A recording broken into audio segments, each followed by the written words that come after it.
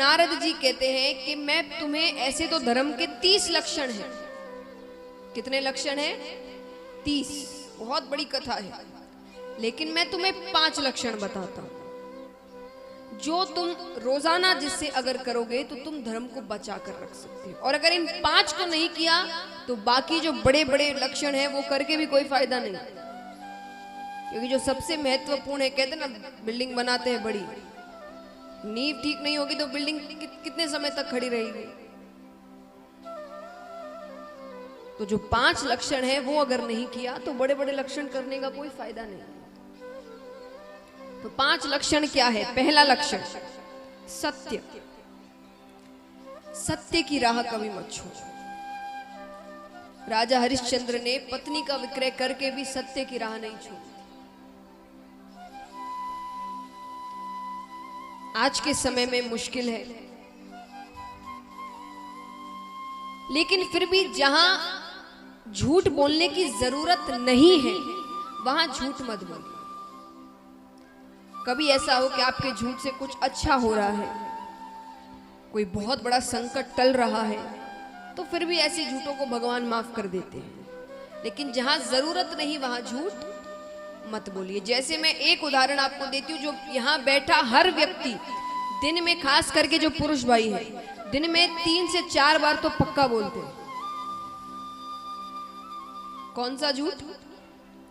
जब आपको किसी से मिलने जाना है, आपने एक समय बांधा है मिलने का, वो समय पार हो चुका, वो व्यक्ति वहां खड़ा आपका इंतजार कर रहा है, उसने आपको फोन किया, कहाँ हो? आप कहते हैं बस 5 मिनट रास्ते में, और आप घर से निकले भी नहीं हैं। है कि नहीं? सब सारे ला रहे हैं। अब इस समय झूठ बोलने की जरूरत है? अरे वो थोड़ा चिल्लाएगा सामने से, और क्या होगा? और हम वो चिल्लाहट सुनना नहीं चाहते, इसलिए हम कह देते कि अरे निकल गए रास्ते में। थोड़ा सा चिल्ला देगा, अरे भाई क्या करते हो, मैं कब से खड़ा हूं, ये हूं वो, ठीक है, थोड़ा प्यार से समझा देना। पर यहां झूठ बोलने की जरूरत नहीं थी, पर हम बोलते हैं। बच्चे जब कोई गलती करते हैं, पहले तो मुंह से ना ही निकलता है, भले ही छोटी से छोटी गलती भी है, थोड़ा सा कुछ गिर गया यहाँ पर या टूट गया, किसने तोड़ा? मैंने नहीं। सच्ची बताओ?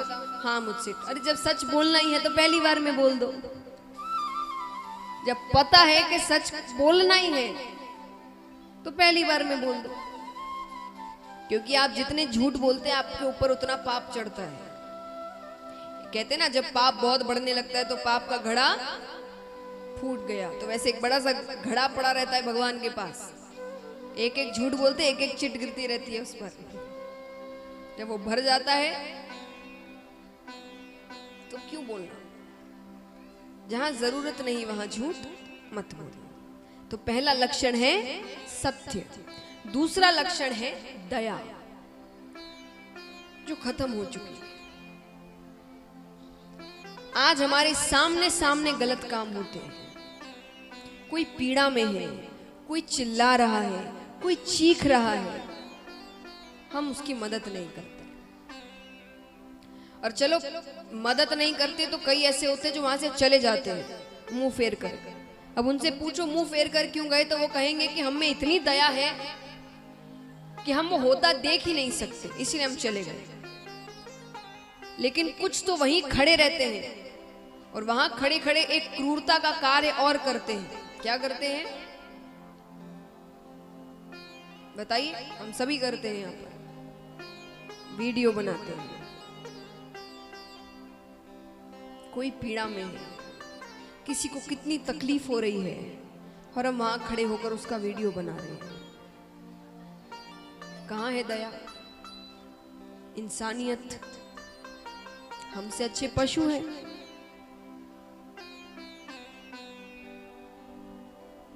एक पशु आजू बाजू और उसे ऐसा कुछ दिखे जहां कुछ, वो पशु पहले भागता है और हम खड़े होकर वीडियो बनाते हैं। इंसानियत से बड़ा कोई धर्म नहीं है, ये समझ लीजिए आप। अगर आप अच्छे इंसान नहीं हैं तो आप में कुछ भी अच्छा नहीं है। क्योंकि भगवान ने सबसे पहले आपको इंसान बनाकर ही भेजा है। बाकी सारी चीजें, धर्म, जाति, घर, परिवार, ये सब आते हैं। पहले आप एक इंसान हैं, और अगर आपने इंसानियत नहीं दिखाई अपनी, तो बाकी कितने ही आप बड़ी बड़ी धर्म की बातें कर लीजिए, वो कोई मायने नहीं रखता। और जिसमें दया नहीं, वो फिर कैसा इंसान है? मैं आपसे ये नहीं कहती कि आप अपनी जान को जोखिम में डालकर मदद करिए, नहीं, अपनी जान सबको प्यारी है, लेकिन जहां आपका सिर्फ एक आवाज उठाना, मान लीजिए आप सामने देख रहे हैं कुछ ऐसी हरकत हो रही है जो आपको पता है कि अगर आपने एक आवाज उठाई तो वो शांत हो जाएगा, वहां कुछ नहीं होगा, सिर्फ किसी बड़े या किसी बुजुर्ग या किसी अच्छे व्यक्ति की आवाज उठाने की देर है वहां। लेकिन हम क्या करते हैं? हमें क्या करना है? हमारे साथ थोड़ी हो रहा है। कहते हैं ना, एक बहुत ही अच्छी बात है, स्वच्छता के ऊपर ही कहते हैं, पर ये भी आप पर ही निर्भर होगा। जैसे मान लीजिए आप अपना घर बड़ा साफ रखते हैं, पर आजू बाजू गंदगी रखते हैं, तो वो गंदगी आपके घर तक तो पहुंचेगी, बीमारियां आपके घर भी पहुंचेगी। अगर हवा में ही गंदगी हो रही है, आजू बाजू मिट्टी में, पानी में गंदगी हो रही है, तो वो गंदगी आपके घर भी पहुंचेगी। उसी प्रकार जब पाप आपके सामने हो रहे और आप ये सोच कर के हमें क्या, वो एक दिन आप तक भी आएगा। तो जहां आवाज उठा सकते हो, सिर्फ एक आवाज उठाने से गलत रुक सकता है, वहां अपनी आवाज उठाओ।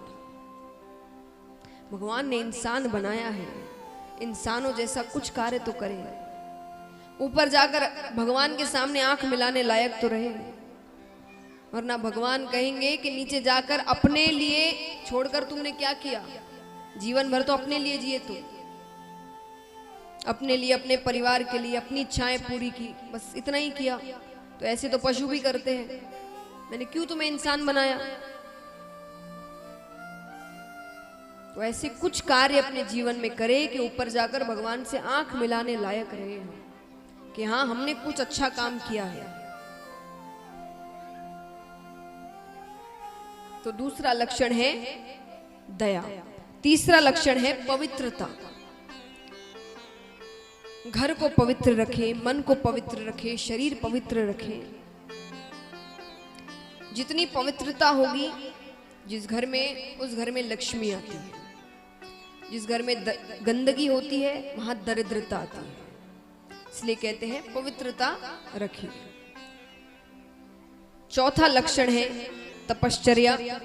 शरीर को तो चलिए पवित्र रख ही लेते, साफ सुथरा रख ही लेते, नए नए साबुन, शैम्पू इत्यादि आ गए हैं, जैसा चाहो वैसा साबुन, वैसा शैम्पू मिलता है।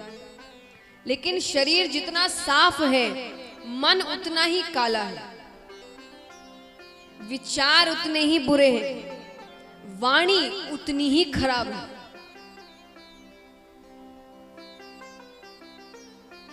तो यानी अपनी वाणी, अपने विचार पवित्र रखे। किसी को कुछ कहने से पहले 100 बार सोचिए। और मान लीजिए अगर आप ये कहते हैं कि हमारे पास इतना समय नहीं है कि हम बैठकर 100 बार सोचें, तो मत सोचना 100 बार। एक बार ये सोच लेना कि जो भी मैं कहने जा रहा हूं या जा रही हूं, वही बात अगर किसी और ने मुझसे कही तो मुझे कैसा लगे। और अगर आपको लगे कि नहीं, मुझे तो अच्छा नहीं लगेगा, तो किसी और से मत कहना। कहते ना, अमीर हो कि गरीब हो, तकलीफ दोनों को एक समान होती है। एक तरफ एक अमीर खड़ा है, एक तरफ एक गरीब खड़ा है, दोनों को थप्पड़ मारोगे तो क्या अमीर को दर्द बहुत ज्यादा होगा और गरीब को दर्द नहीं होगा? ऐसा है? ऐसा है क्या कि गरीब कहे मुझे तो लगी ही नहीं? दोनों को दर्द उतना ही होता है, तकलीफ उतनी ही पहुंचती है, बुरा उतना ही लगता है। तो किसी को कुछ कहने से पहले एक बार सोचिए कि हम जो भी कह रहे हैं, अगर वो सामने वाले ने हमसे कह दिया कभी, या किसी और ने कभी हमारे साथ ऐसा कर दिया, तो हमें कैसा लगेगा। ये सोच रख कर किसी से कुछ भी कहें। अच्छे विचार मन में रखें, किसी के बारे में बुरा ना सोचें।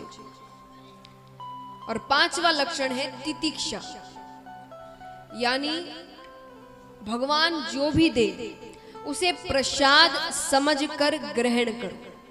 जो भी दे, चाहे वो दुख संकट इत्यादि ही क्यों ना हो। कई बार मैंने देखा है कि जब सुख के दिन रहते हैं भगवान को बड़ा पूछते हैं, बड़ा धन्यवाद करते हैं, पर जब दुख के दिन आते हैं तो कई तो भगवान पर चिल्लाते हैं, कई भगवान ही बदल लेते हैं। ये सोच कर के ये अच्छे नहीं है, ये हमें दुख के दिन दे रहे हैं। तो मैं एक बात आपको समझाऊंगी उदाहरण के साथ, शायद उससे आपको ये समझ आए, या अगली बार जब आप पर दुख आएंगे तो आप उतने चिंतित नहीं होंगे जितना आप पहले हुआ करते थे, अगर आपने इस बात को सही तरीके से समझ लिया। पहली बात, भगवान को हम अपना क्या मानते हैं बताइए? भगवान को हम क्या मानते? नाम से कहते ना उन्हें परम पिता, यानी सबके पिता, वो सबके माता पिता है। इसीलिए तो उनसे जाकर मांगते हैं, माता पिता से ही मांगते हैं। धरती पर एक माता पिता है जिनसे जाकर कुछ चाहिए तो मांगते हैं, ऊपर वो माता पिता है जिनसे जो भी चाहिए उनसे मांगा जाता है। तो पिता है हमारे। अब समझिए बात को, ध्यान से सुनिए। एक माता है, वो अपने घर के दरवाजे पर खड़ी है, उसके सामने कुछ बच्चे खेल रहे हैं, मोहल्ले के ही बच्चे हैं, उसमें से उनका बच्चा भी खेल रहा है और सारे बच्चे बड़े प्यारे लग रहे हैं। कभी होता है ना, बच्चे बड़े प्यारे लगते हैं, बड़ी अच्छी हरकतें करते हैं, बड़ा प्यार लाड आता है उनके ऊपर, तो बच्चे बड़े प्यारे लग रहे हैं। माता के मन में आया कि मैं सभी बच्चों को चॉकलेट दूं। उनके घर पे कई चॉकलेट पड़ी थी, उन्होंने काम मनाया सबको चॉकलेट दूं या मिठाई दूं। तो वो दे सकती है? हाँ कि ना? जोर से कहिए। आप अपने ऊपर लेकर सोचिएगा, आपको कुछ बच्चे अच्छे लग रहे हैं, आपका मन क्या है इन्हें कुछ भेंट स्वरूप दूं, तो आप दे सकते हैं? हाँ। थोड़ी देर बाद वो काम करने चली गई, फिर वापस बाहर देखने आ रही है एक बार के बच्चे क्या करें। उन्होंने देखा बच्चे बड़ी शैतानी कर रहे हैं, बहुत शैतानी कर रहे हैं। तो उन्हें बड़ा क्रोध आ रहा है। शैतानी ऐसी नहीं जो प्यारी लग रही है, जिनसे माता को क्रोध आ रहा है कि ये गलत कर रहे हैं। और माता के मन में आया कि मैं खींच कर एक थप्पड़ मारूं सबको। वो सबको मार सकती है? हाँ या ना? नहीं। किसको मार सकती है? अपने बच्चे। तो भगवान सुख यानी चॉकलेट सबको देते हैं, लेकिन दुख यानी थप्पड़ उसे ही देते हैं जिसे अपना बालक समझते हैं।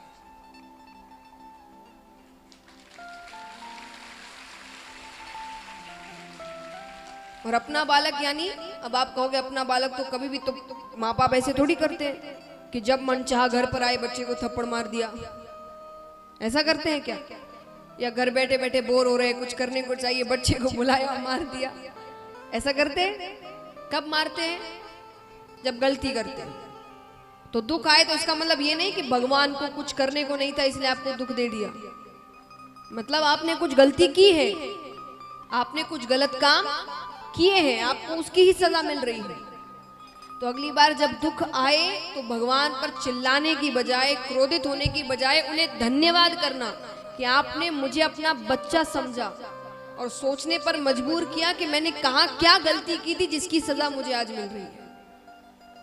तब आप उसका सही प्रायश्चित करेंगे, अपनी सोच सही करेंगे। भगवान कभी किसी का बुरा नहीं चाहते। तो महाराज, पांचवा लक्षण है तितिक्षा, कि वो जो भी दे उसे प्रसाद समझकर ग्रहण करो।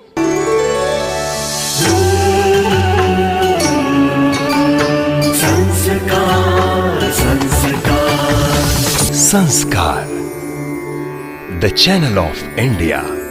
हमारी संस्कृति, हमारी विरासत।